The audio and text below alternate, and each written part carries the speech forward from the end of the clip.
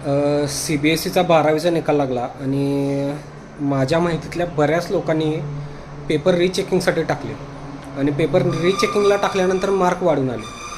आता मार्क वाढले त्याबद्दल त्या मुलांचं अभिनंदन, पण पहिल्यांदाच पेपर का नीट चेक केलं नाही किंवा रीचेकिंगला टाकून ते पैसे काढणं हाच मुख्य उद्देश होता का?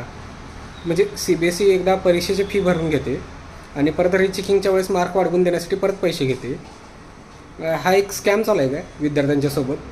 बरं, परीक्षेचे पेपर फुटत आहेत ते फुटतायच, म्हणजे 2014पासून जवळपास 90 वेगवेगळ्या विषयाचे वेगवेगळ्या राज्यात देशात पेपर फुटले. आत्ता महाराष्ट्रात टी ई टीचा पेपर फुटला.